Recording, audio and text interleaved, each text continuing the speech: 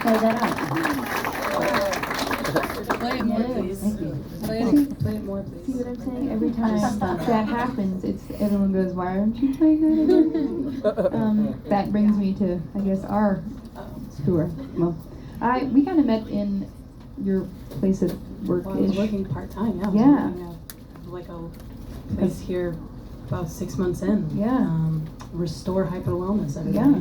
Get yourself an IV and or. I was just a front desker running errands. Yeah, this one's boss came up to me and said, "Hey, I have someone here who sings. You sing." And I was like, "Yeah, everyone thinks that's like we're in a club together all the time. Like, singers unite." Like, Yeah. I was like, "Yeah, no, sure." And it was very random, and we both tried to be, I think, extra polite because when your boss was talking, I was like, I just want her to know that I feel bad if she feels bad that this is uncomfortable. But you did so well. But then I ended up going into the car later and being like, "Well, wow, okay, well, never mind." So Yeah, we swapped Instagrams. Yeah, I was and like, was just like "You're real." politely like, "Well, let's connect sometime," Yeah. which happens Singers Club all the time here. Yeah. You're like, "Nice, Yeah. let's connect," and Yeah. you 7 may or years may later. not, Yeah, yeah. let's write a song. That never happened. But yeah, and then I actually went to your page and I was like, Oh, it's all holy lies. crap, It's this all is fake. really good. My manager made it. No, good. yeah, no, it's not. Somebody told me a little mirror. It is. It's all lies. But really though, that's how we met. That's what happened. It was a very cool way of being, just, I guess, doing your average day life, and you just run into some folks that you're just good people, and your energy felt good, and I was like, well, she must be all right. And then I questioned you to play, I think the same concept. I wanted you to make sure you played a song that was maybe a little discomforting Absolutely. for, I guess, your common Well, song. I'm in general slightly uncomfortable today. This is intimate, and I love talking, and everybody that's ever seen me perform knows I'm up here talking more than I'm singing most of the time. Love it. And but yeah, I would like to add to the end of that and just say, Autumn, we had gone back and forth, and I think was like, "Oh my gosh, you're awesome, mutual love. Let's get a coffee," and it just kept not happening. And then in December, got a message from Autumn that was like, "Hey, would you be interested in doing a writer's round sometime?" And again, we met like once, and I was like, "Yeah, I'm so down. Literally anywhere that you are, I'm happy to do it." And there's writer rounds on every corner of everywhere in Nashville, so wherever you are, I'll be there. And then I get put in a group chat that's like, "Hey guys, we'll be playing the Bluebird on this date." And I was like, I'm somewhat new to Nashville, but I'm pretty sure this is the place that everyone's been talking about. And Push you in. I've like, no, that's just like everything. And now we've had so many more interactions. I've really gotten to know you, and that is so you, to just not make a big deal of things and to just keep the music at the center. And to keep it so focused on just like, it is just a writer's round, and this is just a place to come share your songs. So I love you for that, and I think that's hilarious. Actually, it's so funny that I had no idea what was happening in that group chat. Anyways, and then the immediate text that followed, of course, my brain is like fire alarms, like what's going on? And then the immediate text that followed was like, "Hey, just so you guys know, I've chosen you because of your hearts and because of who you are as people. And I really want you to show up with songs that are not your biggest hit, you're not your most popular, but songs that actually are going to be intentional in the space." And I was like, I have tried to use that not just in this, but since you sent that text, because I was like, this is somebody that I want to be like in music. So there's that for you. Yeah, make a joke about it. Make a joke about it. Make a joke. Gotcha. Nailed. Anyways, Where your mama at? Mama's right here. Hey, girl. Nice to see you. Oh my god. He's so I got about like 5 or 6 mamas in here with they're all that's too funny, actually. So yeah, you're so welcome, and I really mean it. And also, it's so nice to get to know all of you in this way. I'm super pumped. In the spirit of just being intentional with the songs, I wrote my songs on my hand. So these are the songs, and I've told myself, don't get scared or intimidated, and I'm slightly, we're trying to stick with that.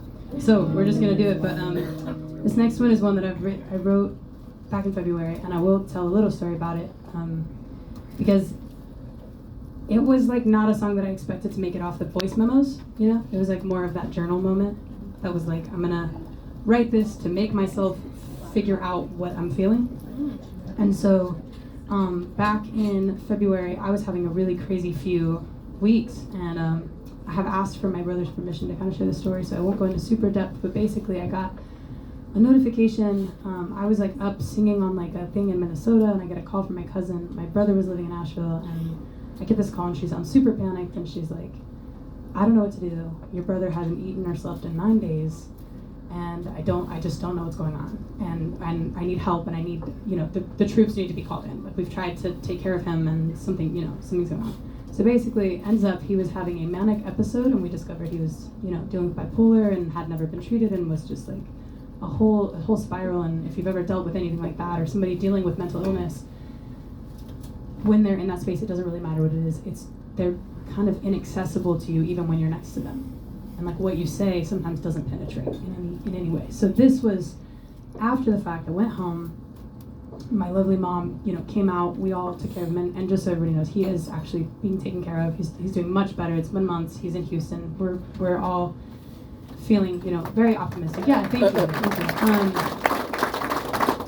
But I think that I was just like, I was so in the like go protect, take care of things mode, and then you get back and you're just trying to like deal with what that felt like. And so this kind of came out of that. And so if you've ever had somebody that you were sitting next to, that you, everything in you only wants to help, and there's literally nothing to do, this is kind of what that is. So there we go. Okay, see if I can get through this. I'm not gonna make it. No.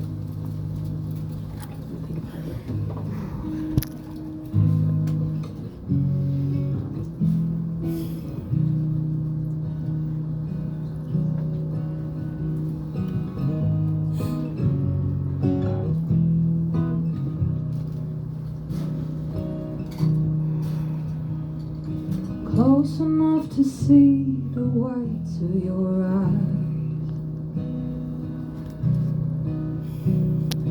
close enough to tell that you've been hurt, close enough to grab your hand, and I might. I'm so close, but you're miles away tonight. Where I see the room, you see the space.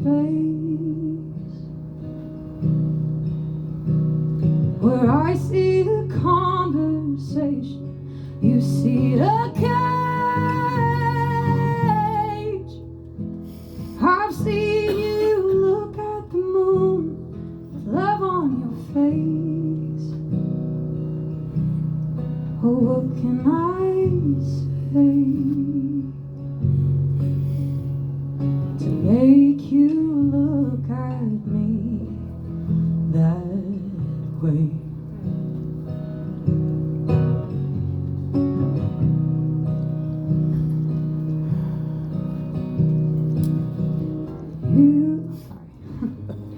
You look like you've just seen a ghost. Darling, tell me what scares you most. Oh, I have no reason to brag or boast. Leave my pride at the door, I just want you close. Where I see the room, you see the space. Where I see a conversation, you see a cage. I've seen you look at the moon, love on your face.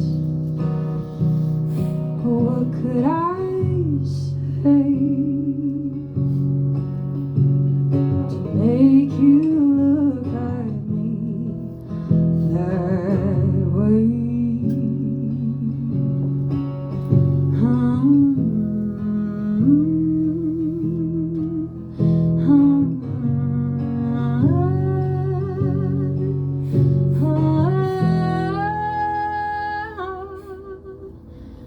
Where I see the room,